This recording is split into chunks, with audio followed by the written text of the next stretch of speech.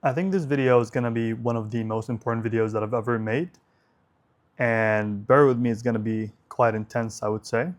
I spent the last maybe 45 minutes writing down a lot of examples about this topic, which is everything's haram, basically, right? A lot of people think that, and I think this is also from the shaitan trying to convince us that being sort of religious, being closer to Allah, being closer to God, and being more fearing of Allah means that life will be quite boring, and also that everything's haram, basically. So you can't do anything at all, and you might as well go and live in complete isolation from society.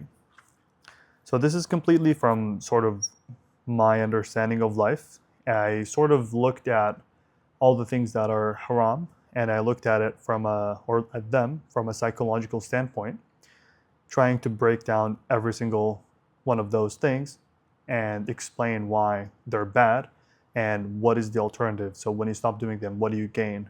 And why these haram things are actually bad for us, and Allah does everything with wisdom. So there's nothing haram that is just haram for no reason, right? And also talk about the opposite, which is the halal things and how good they are for us and why we should do them. And obviously halal means just something that's permissible, but what I meant is things that Allah asks us to do, kind of. And also some other halal things that we don't have to do them, but they give good deeds like from God if you do them, if that makes sense.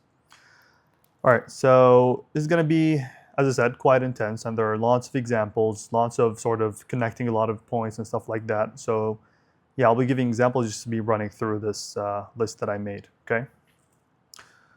All right, so the first one is backbiting, right? Backbiting is essentially talking about someone behind their back. It can be, I guess, in two different ways, whether that's you talk about them in a way that they don't like, which is called ghiba. So for example, you think someone's stupid, right? And then you talk to someone and you're just like, oh, that person's stupid. So you're saying something that person would have hated had they listened to you saying it in person, if that makes sense. This is ghiba. And then there's namima, which is actually talking about someone with another person, or about someone with another person, with intent to ruin between them, like ruin their relationship. So I go to one person, tell them that, oh, that person hates you and stuff like that, so these two people don't become friends anymore, and that's obviously worse. So what happens when you backbite, which is a haram thing, right? Why should we not do it? So when you do that, you begin to have a lot of negative energy. You breed a lot of hatred towards people, and that makes you a hateful person. You begin ruining your interpersonal relationships, and by extension, you ruin society and communities, and you also attract what you are as well. And there's actually a saying, apparently by someone called Eleanor Roosevelt. People say that it might have not been her who said that, but I think it is. So she said something along the lines of great minds discuss ideas, average minds discuss events, and small minds discuss people. So what happens when you stop backbiting? Basically, you get this free or sort of extra emotional energy and extra time to think about other things, to talk about other things. So when you do that, you can upgrade from discussing people, which is backbiting basically, to discussing events, which is, as Eleanor says, that's for average-minded people. And then you can even advance further and become a person who discusses ideas. So you talk about very sort of important concepts, like, I don't know, you're talking about, I'm thinking of psychology, to be honest, because that's how I think, but I wanted to think of other things. I don't know, you talk about your purpose in life, talk about religion, right? You talk about, I don't know, writing a book about something, whatever it is. You can begin discussing things that are important, right? So this is what happens when you stop backbiting. This is why it's haram, and then why not doing it isn't depriving you of anything. And this is actually the important thing in this video. Haram things, when you stop doing these haram things, you're not being deprived of something that, oh, like I wish I could do that. No, it's actually not good for you in any way, right? There's literally 0% good in it for you. All right. The second one is listening to music, right? So if you listen to music, especially if you listen a lot, you can have your dopamine system basically, it can become fried. You can become a person who reminisces over painful memories, right? This is very common. You listen to sad music and then you begin remembering memories that you don't want to remember, your childhood, I don't know, your ex, whatever it is, and then you begin crying and you begin having an emotional breakdown. And the opposite is true. You can listen to very exciting music and the highs become very high, basically. So you can become very excited and you might do things that you regret. And this is usually um, combined with sort of intoxication as well, things like parties and stuff like that. That's why in parties there is lots of music and very loud music, because it pushes you to do things that you will regret later. And then listening to a lot of music can make you alternate between different moods, and that can make you very moody, and you can have mood swings when you listen to, I don't know, you listen to rap and then you listen to rock music and then metal and then, I don't know, piano or something, and then you just keep switching between those different moods. Nobody can handle that. You're going to become a person who's moody and you can't really control your mood, right? You might feel like you're sad out of a sudden and you don't know why, or the opposite. You might feel like you're excited. You go to the gym and you listen to a lot of music, you think you're tough, but you're just exciting yourself in an artificial way. So what happens when you stop listening to music? You become more emotionally stable, no mood swings, dopamine detox, sharper focus, enough mental space to think about your life, to think about your purpose. So you don't always occupy yourself with music when you're sitting alone. I don't know, I'm sitting in this room right now. I don't have to play anything here, right? I can sit down, I can focus. I can tolerate loneliness as well, because a lot of people listen to music to escape loneliness. So I can tolerate that if I don't listen to music over time, because it's something that you practice. And as I said, your mind becomes sharper, your focus is better, you can form deeper emotional connections with people because you have more emotional capacity. When you don't listen to music, when you listen to music, you put a lot of emotions into the music, you vibe with the music. But when you don't have that, you have your emotional state being very primed, if that makes sense. You've not spent your emotional currency, or emotional currency. So you can spend that with people that you actually care about. Next one is intoxication. So why should we not get intoxicated, right? Why is it haram? Well, it can cause disinhibition, as many people know, and that can cause many, many, many problems. Obviously, it can hurt people, it can hurt yourself, it can do a lot of crazy things. I'll let your imagination run wild for this one. And obviously diseases, so alcohol and drugs obviously can kill you, and they're really bad. So actually, as a doctor, when I was in med school, literally almost every single condition that I studied in the risk factors under that sort of subsection, there would always be either smoking or drinking, like alcohol, basically. It's kind of crazy.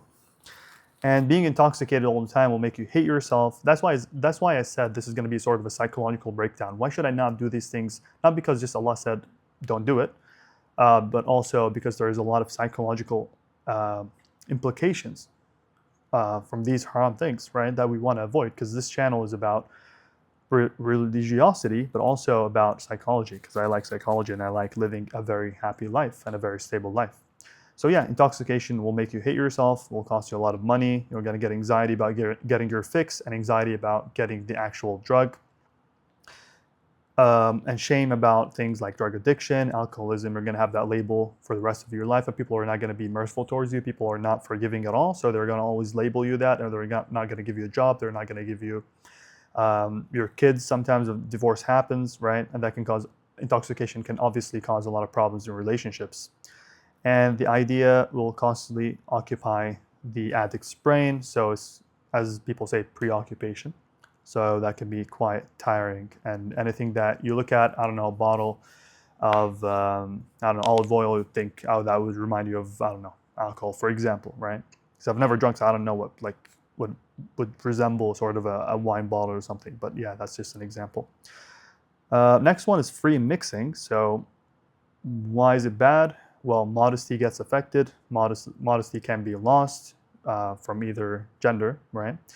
People can develop unnecessary emotions that can eventually ruin people's mental health. Because if you free mix, I see a girl that I don't know, I like, and she doesn't like me back, right? I try to go about it the halal way, it doesn't work, then that can ruin my life. And especially if it's sort of not in a very, like, that girl isn't even good, if that makes sense, because she's not sort of a person who'd be a good spouse. So I'm even developing sort of emotions towards a person that is not going to be a good spouse anyways. So I just ruined my mental health for nothing.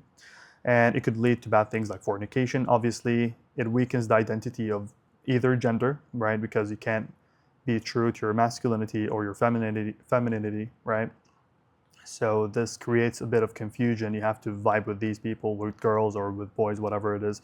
So it's kind of hard to maneuver through that, right? And there's a lot of other problems as well. There can be, as I said, sort of obsession from people, because if you constantly free mix, you're going to meet crazy people there. You might obsess over you. They might stalk you. And the good thing is, if you avoid that, you're going to have consistent either masculine or feminine energy, because you're going to constantly be surrounded by people of your gender. So you're going to not be confused, because you're going to be living in an environment that is actually the right environment for you. No unnecessary emotions, no drama, no problems, right? No stalkers, no abusers, no, again, I think the most important one is unnecessary emotions, because you can fall in love, right, with a person, and that can haunt you for life and can really, really cause you to lose your focus, lose your self-esteem. And also, I had another point. I don't see it, but I'm just going to mention it, right?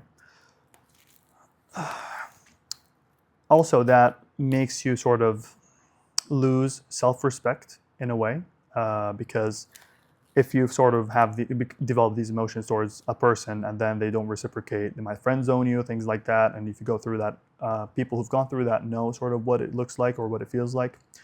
And that is obviously a hard thing to go through, and it's not exactly something you want to happen to you, right? So your self-esteem goes down, you become obsessive, you begin to lose focus in your life, you lose sense, or you lose sense of yourself, you lose sense of your goals and purpose. So you keep straying away and away from Allah and from your worldly goals. Fornication. So a lot of problems, right? So shame is a big one, especially girls, when they go through that, especially if it's not like a one-off thing, right? The women can feel quite degraded, and they feel like they're quite cheap, and they see that themselves. I'm not saying this I'm not sort of theorizing here. This is actually what people say, and it can be very bad on their self-esteem, on their self-respect. Especially women, they are naturally precious, and they have sort of how do you say it? Yeah, they have like sort of an innate value, right? When this fornication happens, it really degrades their sort of natural precious state. I don't know. I don't think I'm explaining it well, but I'll have to think about it later. Maybe I can explain it at the end of sort of this section. But yeah, shame is one. Very big for girls as well, even guys, by the way, but like for girls, women. Low self-worth, pregnancy, which leads to abortion, right? A whole nother discussion. I will make a separate video, inshallah, about abortion for this Shaytan series. STDs, blackmailing. Blackmailing is huge. Blackmailing is just another topic, right? But blackmailing from fornication, some people take pictures, videos, and they can blackmail you. Especially if you're someone who's religious and you fall into this sin, they might blackmail you and threaten you to do even more with them. Yep. So losing true meaning of intimacy is huge. That will affect your marriage in the future. Straying away from true peace, which is spiritual. If this fornication happens with a bad person, it could lead to abuse and harm, right? It could be even non-consensual practices, because people might consent to something and then further things happen. And if this is involved, if intoxication is involved, it could be even worse, as you can imagine, right? And the person loses respect for the other gender, right? Because they see them as cheap, because I can do such an intimate thing with the other gender, then that means the other gender is bad and they have no true sense of value. I think this is something that men feel a lot, especially if women, if they sort of do these things with the opposite gender and they have a lot of like what sort of a high body count is what people say, they begin to lose respect for the other gender. They think, oh, like all women, they begin saying these things because they have no respect for women. Because they see them in their sort of weakest states and they think they're not precious anymore, and they begin to think of them as nothing, as objects, basically. And you raise the bar for happiness with having sort of many partners or a high body count. You begin to have a higher standard for happiness, and then that will affect your marriage, that will affect your stability later in life, and you won't be happy with, as a man, for example, like a simple, kind, pious lady. No, you're gonna be all over the place, and you won't be able to maintain a marriage, right?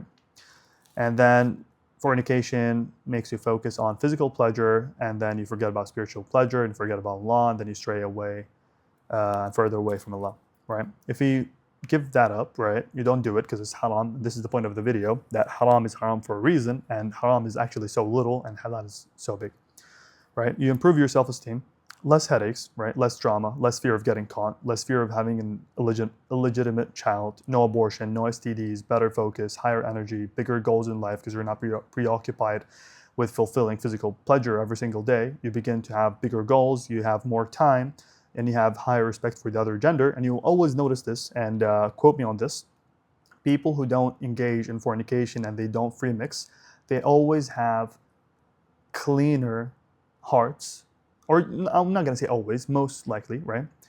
They have cleaner hearts towards the other gender. They feel like, oh, the other gender is good. I don't know, like for example, a man, he would say something like, oh, yeah, women are nice, women are kind. I would love to like settle down, get married one day.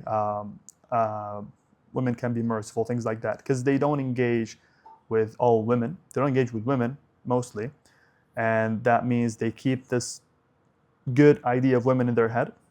And then when they actually want to get married, they attract what they are, so they attract actually a good lady, and that is a self-fulfilling prophecy. But a person or a man who free mixes a lot, he will see a lot of women, good and bad, but mostly bad, and he'll begin to have these bad ideas, and then he will begin saying things like, oh, all women are bad, all women are cheap, whatever, all women are liars, all women are cheaters, whatever, and then that person obviously is going to attract a bad person or a bad woman, because, yeah, if you think like that, you're definitely not going to attract a pious lady, right? And you're going to have a higher capacity of being loving and intimate, because you don't waste your energy with other people that you don't necessarily care about, especially about like in things like, I don't want to be crude and vulgar, but like like sort of one night stands basically. You really detach yourself from true intimacy and being loving and sharing such a precious, intimate moment with a stranger that you don't care about and don't necessarily respect or love or anything like that. And oh, you surely don't respect because they let you access such a precious thing just like that so easily. So that's going to make you even more hateful towards the other gender, and also less intimate and loving towards your future spouse if you get one. And leaving that is going to make you, leaving fornication, I mean, is going to make you happy with less. So you see sort of a woman who is not free mixed, who has very good ideas of the opposite gender, so of men, right? She's gonna be happy with a simple man who's good, who doesn't lie, who treats her well. That's all she needs, right?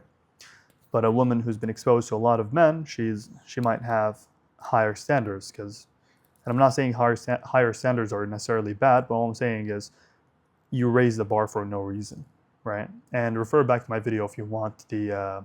Can't remember what it was called, but it was like living, I don't know. I'll have to look it up. Give me a second. Actually, I'll do it later, but it's one of my videos, like Living Good Life, the Good Life series, something like that. All right, next one is cheating, right? So cheating involves fornication, obviously all of those things, but add to that broken homes, aka divorce, right? And children who go through a divorce, or like their parents, so they live in a broken home, essentially. They have all sorts of problems, right? So confused children, abused children. So yeah, just a lot of things by the children, but we'll go back to the partners. So marital problems, possibly domestic abuse, shame, secrecy, anxiety, blackmailing again, losing money even. Some men pay for these services, and maybe even some women. So it's just not a pleasant thing to do, and you can't even respect yourself. So your self-esteem will go down. Your identity won't be strong, because you know deep down that you're not being a truthful person.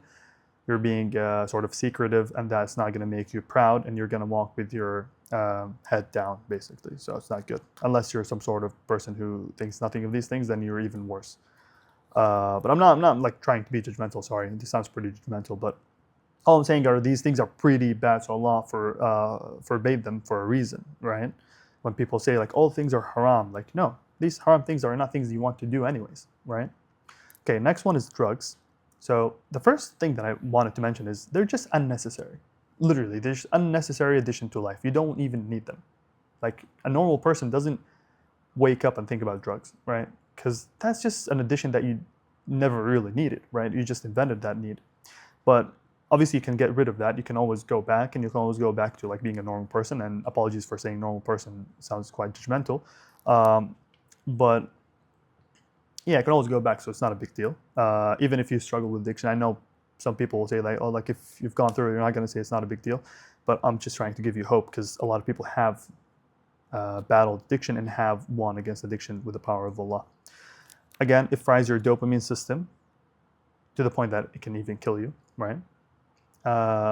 You lose money. You're going to have children of drug addicts. You can engage in crime, especially intoxicated. You can cause grief to others, hurt others, kill others. You can go to prison because of that. You can get anxiety when cops come around, right? Because you're a drug addict, right? You're always worried about them catching you with some drugs, illegal drugs, and it can cause even permanent conditions like psychosis. So you can be a permanently psychotic person and get trapped in sort of a, I don't know, psych ward or something. So you become a sort of a danger to society, and then obviously nobody's going to respect you.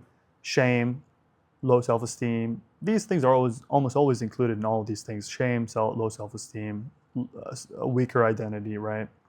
And wasting of time, wasting of money. These things are quite, like they're shared among these things, I would say. All right. If you don't do drugs, you free up a lot of mental space, no anxiety, no shame, you save money, you live longer, you live happier, you live healthier, and you have happy children, and you don't do things that you're going to regret, right? You're always sober, and your brain cells are intact. Next one is lying. So lying, there is always this fear of getting caught that you're a liar, right? And there's this anxiety about maintaining the lie. It weakens your identity because you're always unsure of yourself because you lie. If you don't lie, you're going to have a stronger identity. You're going to be more confident and have a higher self-esteem. And trust is lost when you lie, whether that's on a sort of an interpersonal relationships level or even to the scale of societies, right? Because if everyone lies, then there's no trust in society, then nobody is going to be trusting of anyone, right? So trust issues, right? So things like even in marriages, people are not going to trust each other. When buying stuff at work, when you're buying stuff and at work, and just a society with no trust, so a lot of lying, is a society that's very, very difficult to live in, because there's going to be a lot of contracts, a lot of laws, a lot of things to protect people and things like that, because nobody trusts anyone, right? If you stop lying, you're going to have a very strong identity because you're always going to be sure of yourself. Again, no anxiety about maintaining the lie or remembering the lie. You can't gaslight yourself because you don't lie. So whatever you remember is going to be correct because you never lie. And no one will catch you slipping, basically. And you can't be blackmailed, right? Can't be blackmailed is going to... I need to, I think, elaborate on that. What I meant by that is if you walk straight, there's a saying in Arabic, actually, and I like it a lot. And it goes something like... أمشي مستقيم يحتار عدوك فيك.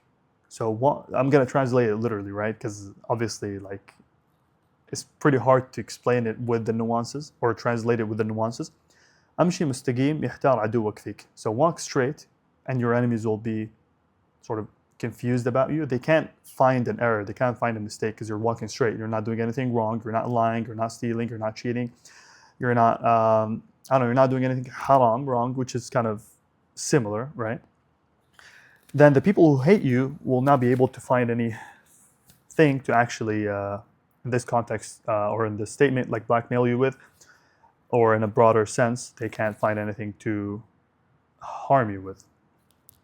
Again, next one is posting your pictures, especially as a female, like as a woman, and to the extreme, which is sort of what some, obviously, women do in more liberal societies, I guess, which is like selling their Um, I'm trying my best not to be vulgar. It's kind of hard to make these words more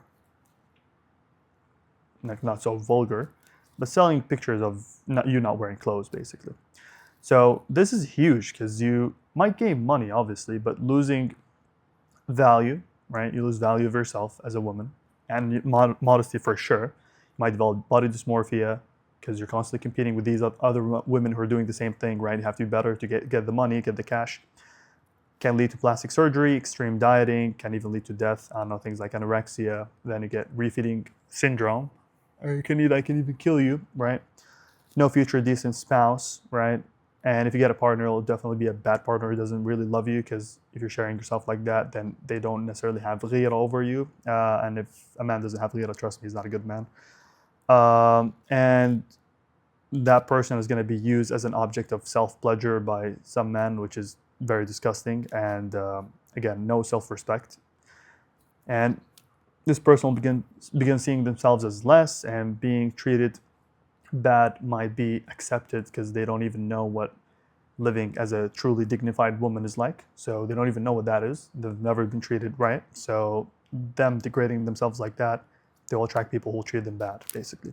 You stop doing that, you get a strong sense of identity again, higher self-esteem, feeling of worthiness, feeling of deserving better. Again, a good spouse, a stable family, happy children, no anxiety of sort of pictures being circulated, being pictures or videos being used for disgusting things, right?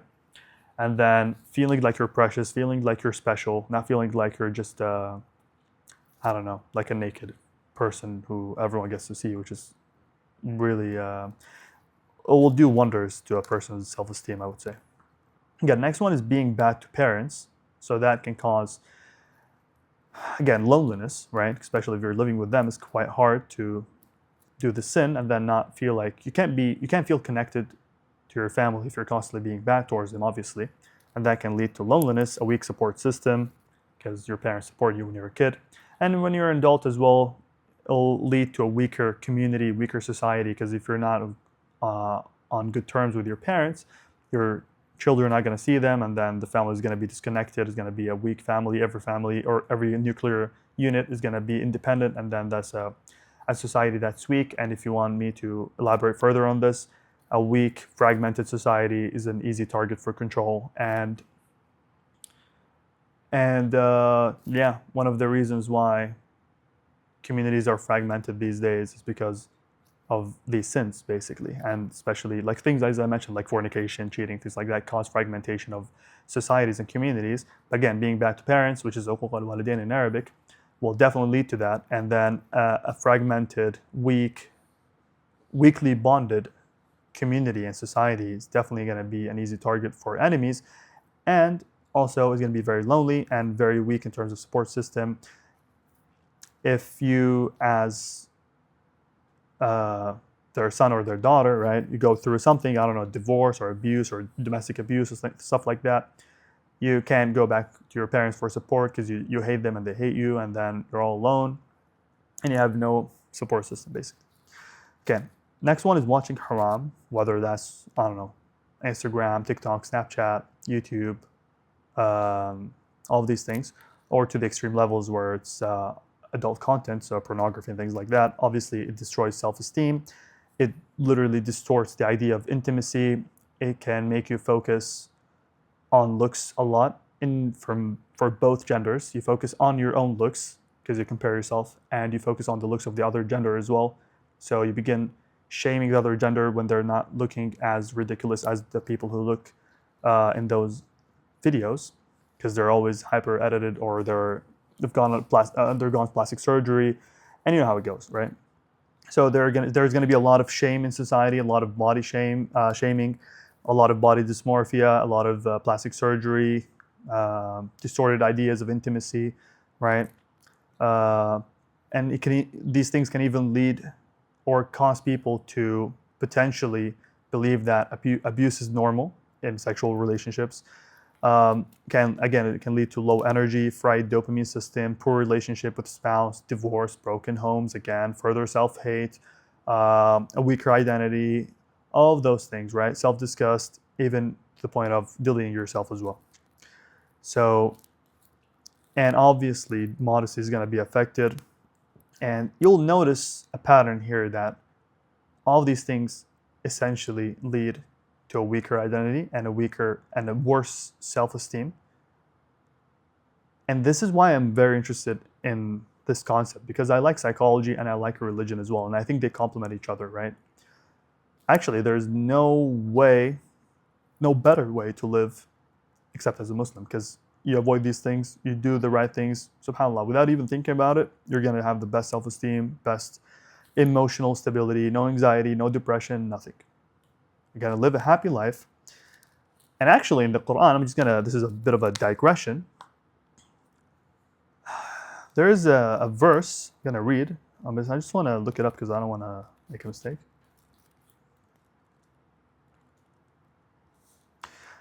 أعوذ بالله من الشيطان الرجيم.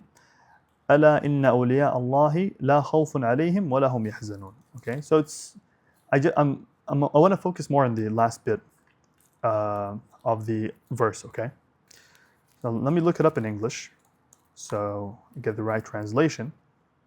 All right. There will certainly be no fear for the close servants of Allah, nor will they grieve. Now, this is my interpretation, and I can't interpret the Quran on my own. I'm not a scholar or anything like that. But this is just purely from a psychological standpoint. It could be wrong, but Allah says this quite a lot in the Quran. This is a digression, guys, so apologies, but this is quite helpful and interesting. When you're close to Allah, Allah promises they will have no fear and no grief. Now, I thought about this for a second. I was like, this is interesting, because Allah says this quite a lot in the Quran. And this is obviously very important from a psychological standpoint. And all of these sins that we've mentioned so far, if you think about it, if you do the sins, you're not close to Allah. Obviously, you can do the sins and repent and be close to Allah. But Amen is like in general, if you do the sins, you're not close to Allah. If you don't do them, then you'll be close to Allah, inshallah, right? If you're close to Allah, Allah promises you, from a psychological standpoint and an emotional standpoint, no fear and no grief, right? I thought about it. I was like, fear literally entails all the anxieties, right? Because I'm a current clinical psychology master's student, and I like psychology. And I want to actually do a PhD, inshallah, in psychiatry/psychology. And I thought about it, I was like, fear, okay, that seems to encompass all the anxieties, right? So generalized anxiety disorder, GAD, right? Specific phobias, OCD, panic disorder, right? I can't think of all of them on top of my head, but basically all of these anxieties, right? PTSD, right? CPTSD, complex PTSD. There's a big fear element in those things. All of those psychiatric conditions, right? And then the other one is grief. I thought about grief. I was like, first thing that comes to mind is depression. Major depressive disorder, right? And then think about bipolar disorder as well, because there is a depressive element in the condition. Think about psychosis, because depression can cause psychosis, right? As in like very intense, extreme depression, it can become psychotic at the end. So psychotic depression, right? And I kept thinking about these things. I was like, subhanAllah, like Allah promises you literally no mental/emotional conditions whatsoever. Because if you have no fear, no grief, and you get this promise by not doing those sins, as we said, those sins promise you the common sort of shared features of low self-esteem, weaker identity, shame, secrecy, whatever, all of those things. And through that, you're going to get anxiety, as I said, in like, for example, the drug example, right? You're going to get anxiety about getting the drug, and the cheating example, like anxiety about getting caught, and all of those things, right? So eventually, through those things, low self-esteem, whatever, you're going to develop either depression, anxiety, or both, right? Because they're quite interlinked, I would say. Like it's pretty hard, not pretty hard, but like one of the lecturers actually at my university said that you're gonna see there's a lot of comorbidity or like there's a lot of comorbid depression with anxiety and vice versa. There's a lot of comorbid anxiety with depression. If depression is the primary diagnosis, you're gonna have comorbid anxiety. And I think he said like 70 or 80%, but I'm not sure of like the people who have those conditions. So it's crazy, right? So And obviously, fear is about the future, and huzn, so grief is about the past. So that's another sort of way to look at it. So, right, khawf, fear, future, huzn, grief, past, right? So you're not going to worry about the future or the past because you're close to Allah, and getting close to Allah means you're not doing these sins that we mentioned, right? Okay, sorry for the digression. Let's go back. Okay, so the next one is befriending the opposite gender. So this is a sin, obviously. And that will definitely make you feel inferior if you develop feelings. As I said, friend zone. Getting friend zoned will definitely make you feel inferior and make you disrespect yourself. And you're going to allow that person to disrespect you because you want to seek further, want to seek something further, right? And then they're going to reject you and deny you. And just that thought is going to make you a weak person, whether you're a woman or a man. Getting rejected like that and being close to that thing that you crave but you can't necessarily get is going to make you feel like you don't respect yourself. So it leads to low self-esteem, a deeper feeling of loneliness, right? Because you're already lonely, you want to, and that's probably why you're heading towards that, because you want to befriend the opposite gender, because you want to ease your feelings of loneliness. Not all the time, but sometimes. And that indicates that you might not be close to Allah, because the only one that can cure loneliness is Allah. So that will exacerbate the feeling of loneliness. And if you don't befriend the opposite gender, and by the way, like just befriending the opposite gender is literally will affect your fitra, so your natural predisposition, whether that's masculinity or femininity, right? Because you're with this person and you're gonna have to constantly tailor your likes and your the things that you want to talk about, things like that to that person. And this, it's not something that you necessarily naturally want to do, but sometimes depends. Obviously, there are always nuances, but because sometimes you might agree, even though you're of the opposite gender, because femininity and masculinity are quite, there's a spectrum, right? But the point is, all I'm trying to say is you're going to have to bend your natural predisposition a little bit to get along with the opposite gender if you want to be friends. And if you don't do that, you don't do the sins, you avoid hurting feelings, right, of people, whether you're the one getting rejected or you're rejecting the other person. You avoid getting stalked, right? Some people are quite obsessive, and I've seen this in my life, actually. Stalking, right?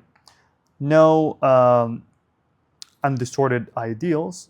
So what I mean by this is you get sort of distorted ideals and expectations and thoughts when you're with the opposite gender, because you hear things from their perspective, which might be, I don't know, if you're a man, it might be feminine and vice versa. You begin to get confused. So you don't have that distortion with if you're constantly being surrounded by your gender. And excuse me for running through this quite quickly. There are a lot of nuances for this. People might be like, oh, this is not true, but like, I'm trying to be quick because I don't make this video super long. I've written down a lot of things, so bear with me. So if you do not befriend the opposite gender, you're gonna live naturally according to your God-given masculinity or femininity. You're gonna be closer to your natural innate state, which is similar to the previous point. No drama and disrespect in marriage. If you're married and you're having, I don't know, if you're a man and you have a nice wife and then you're going like having a lot of female friends, what are you doing, man? You're disrespecting your wife and you're ruining your marriage. That could lead to divorce, broken homes, children, as I said, confused children. It's all linked together. Actually, I have this idea. I've always had this idea. I wanted to make like a huge mind map of literally all the problems in life and connect them all together. This is going to be quite interesting. I think I'm going to do it one day, inshallah. Because this is how I think. Like in my head, it's like a spider web or something. Like I can sort of like link all these things together. Like I don't know, like spider web. Maybe I'll draw it one day, inshallah. And you don't open the doors for Shaytan for cheating, right?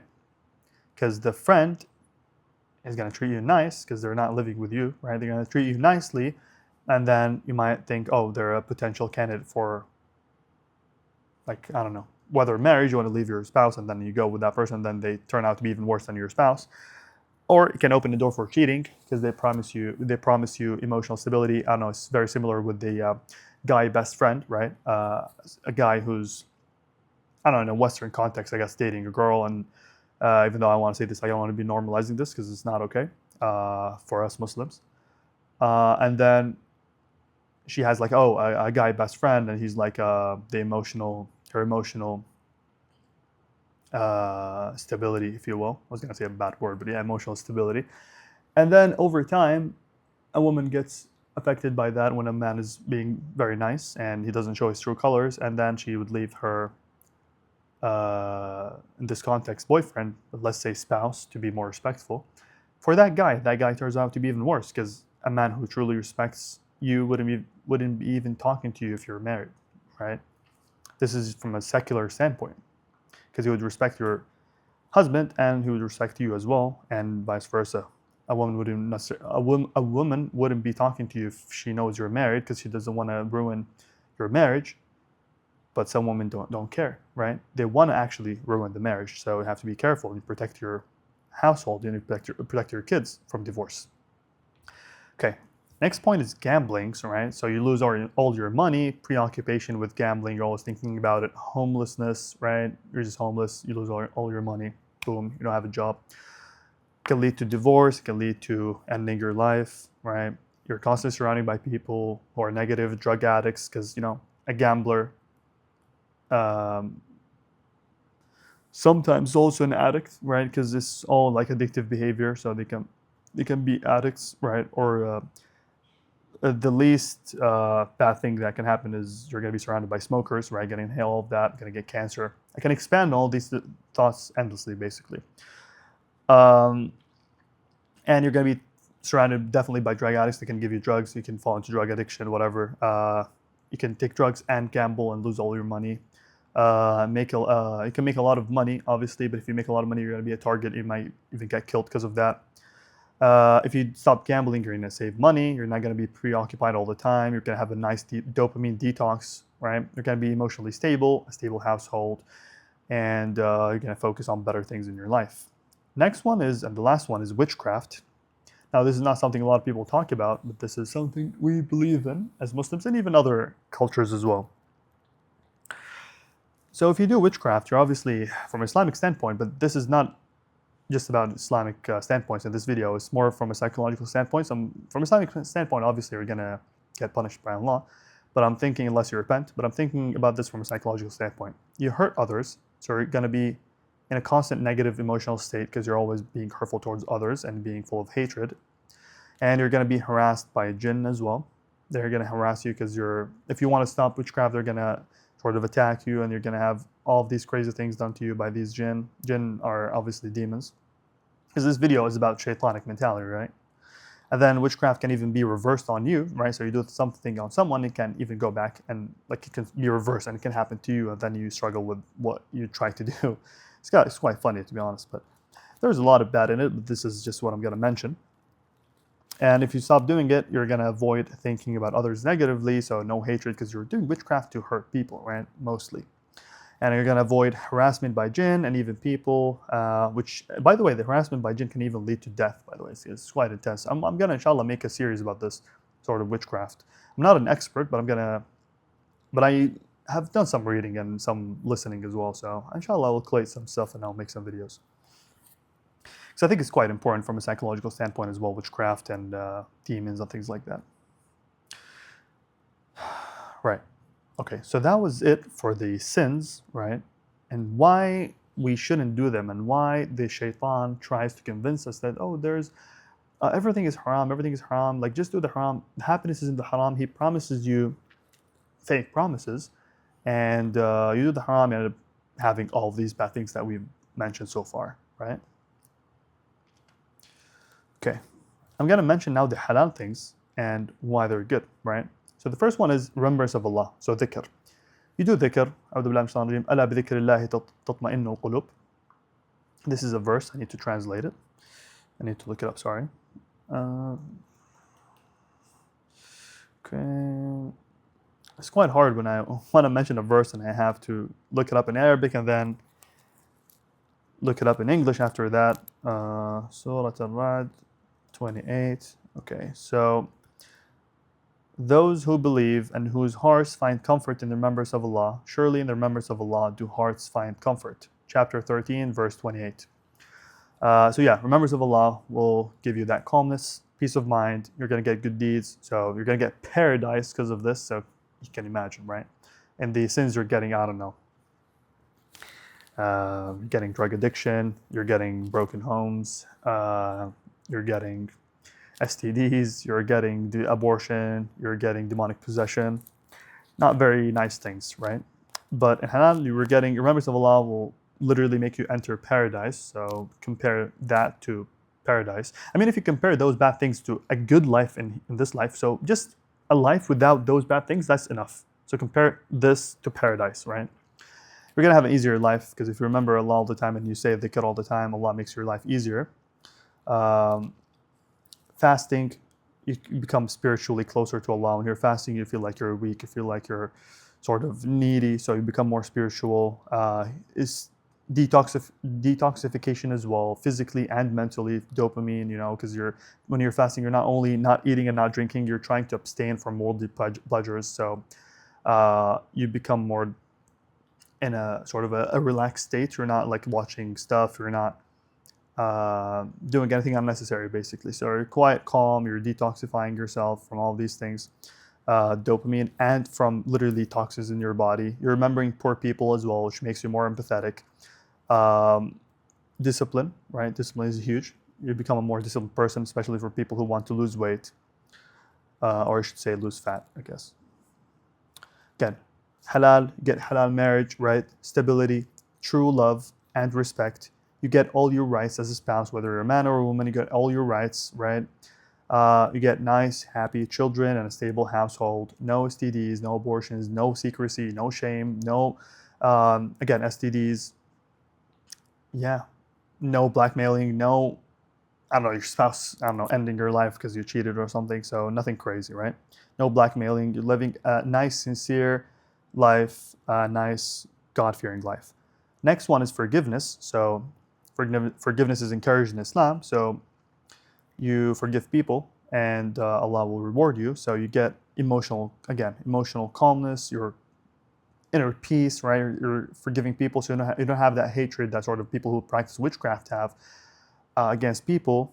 So you don't have that hatred, again, or backbiters for that matter, right? The very first one we mentioned.